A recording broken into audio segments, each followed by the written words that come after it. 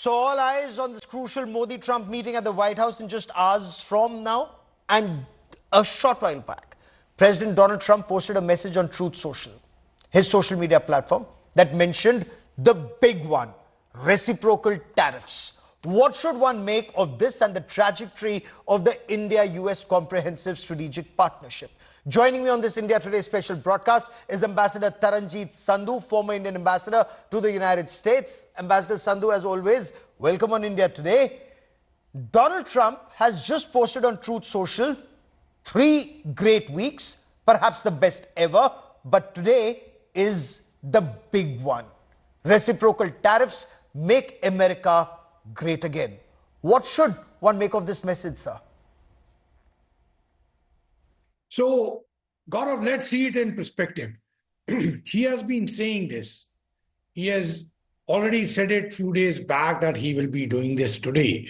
And we also need to see it in the domestic context, in the sense that economic aspects have been an important part of his entire election. And the fact that a better cost of living conditions will be assured. There is a perception in his team that tariffs play an important role in getting to that. Now, that's a subjective matter, but in line with that, he is going ahead. Okay. Now, as far as India is concerned, there is a specific aspect, and I'm sure we'll come to on that. Okay, so let's talk about the specific aspect and the message that's been posted, the timing of this message, hours before Prime Minister Narendra Modi walks across to the White House from the Blair House to meet him. What would this mean for India in your appreciation? So look, I can sensationalize it like many other commentators, but look, this is not India specific. Yes, it is true that what he essentially has been talking about, the central issue with respect to trade, and that's where tariffs come in. He has been talking of surplus with many countries, imbalance. Now, in the case of India, it's 45 billion. Compared to others, it's much lesser, but nevertheless, it is there. So his understanding that tariffs will help in order to pressurize the other side. It's a negotiating tactics. Okay. And you know, he is a deal maker, and both he and Prime Minister have a very good understanding and rapport. So that will help in the negotiations. If you look at our Prime Minister's tweet a few days back, trade is one of the important issues. He has mentioned about 5 issues that will be taken up, and trade is one of them.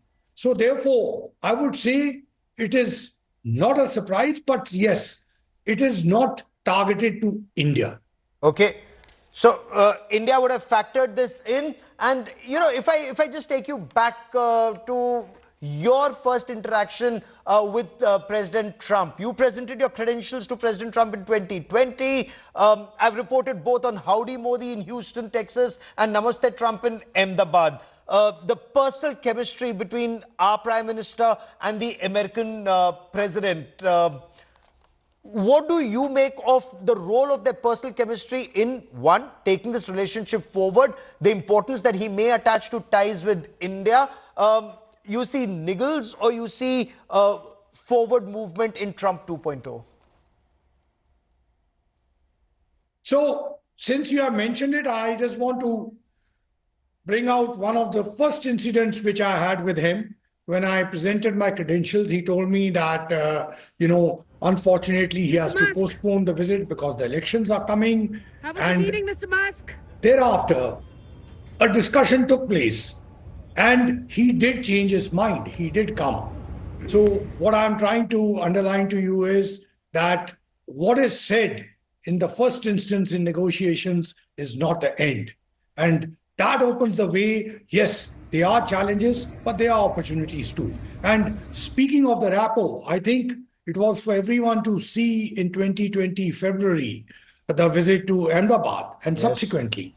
And I think if we look at the statements made by him, even as a candidate, even after becoming the president, he has been speaking very warmly about Prime Minister Modi. But that doesn't mean that the issues and challenges will not remain. Certainly they'll remain. And India and US are two big democracies. It is a vibrant relationship, but these challenges have to be converted into opportunities. Okay. Challenges will have to be converted into opportunities. So let's talk about the challenges for India at this moment, challenges and opportunities in your appreciation in Trump 2.0, and especially in this first meeting in a couple of hours from now. So, Gaurav, there are 5 issues that are going to come up. So trade is one of them. And as we have spoken about it, look, there are tariffs issues from his side and there are excess issues from our side. So that leaves an opening where a compromise will be struck.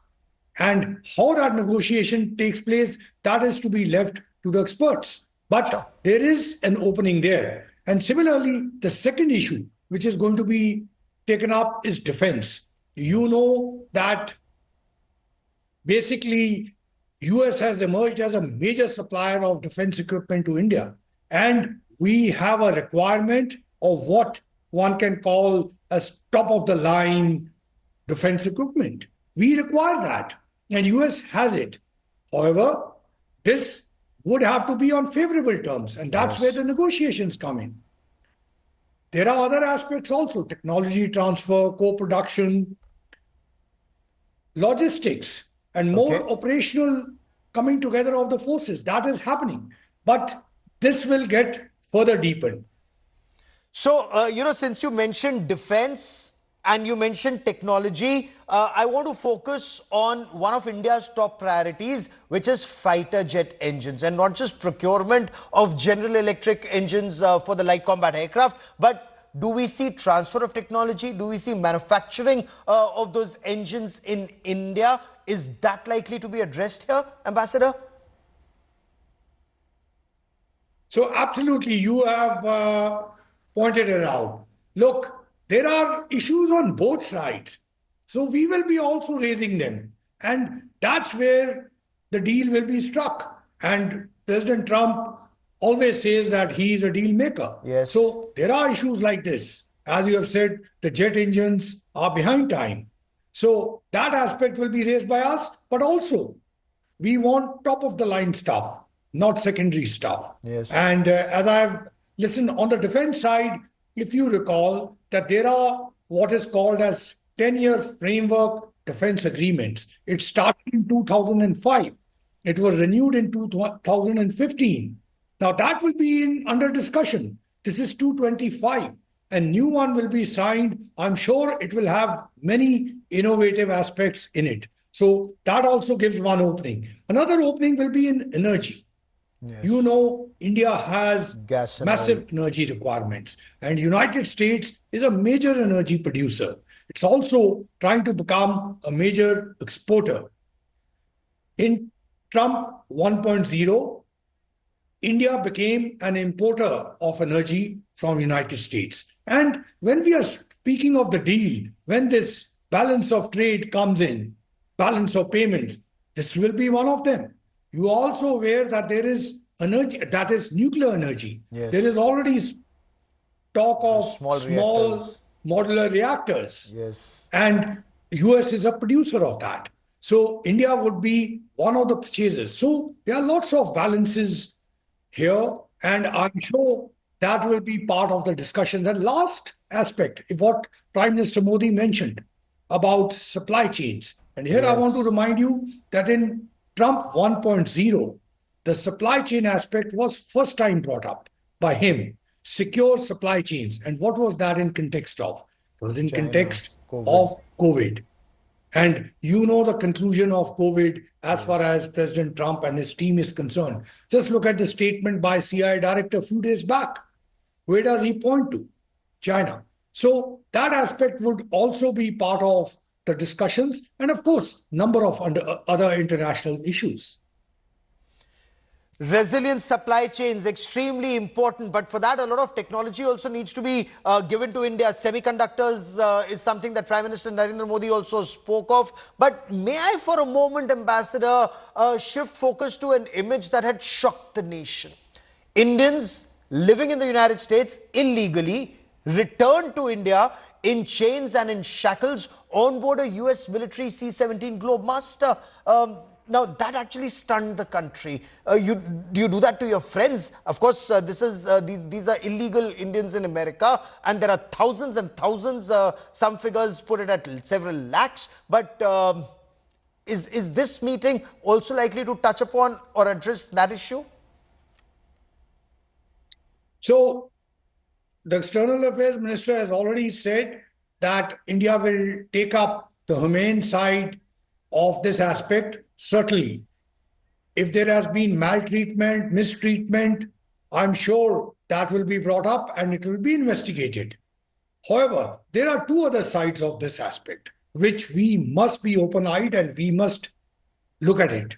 One, there are agents who have put these youth, these boys and girls in that situation. They have made 30 to 35 lakh of rupees. Yeah.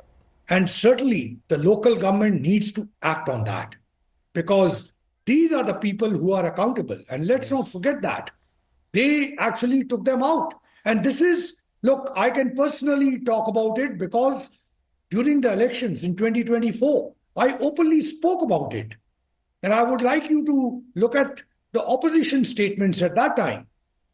I warned the youth, I warned the parents that don't go to United States because there's an election happening there. And irrespective of the party which comes in power, it's an issue. Illegals is an international issue in many countries, including our country.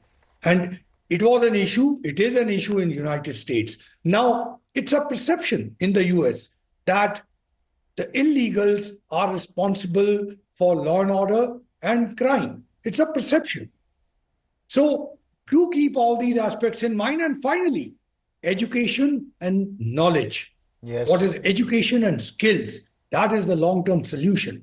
And I've been talking about it this year in this budget.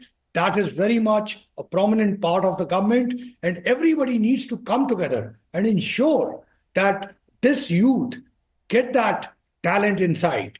Because if they have that skills, not only in India, they will find job opportunities, but when they go abroad, they'll be much more respected and regarded. Ambassador Sandhu, for joining me here on India Today. Many thanks. I look forward to meeting you once again tomorrow once this meeting has taken place and we know what the outcomes have been. We know the challenges. We'll wait for the outcomes. Many thanks for joining me, sir.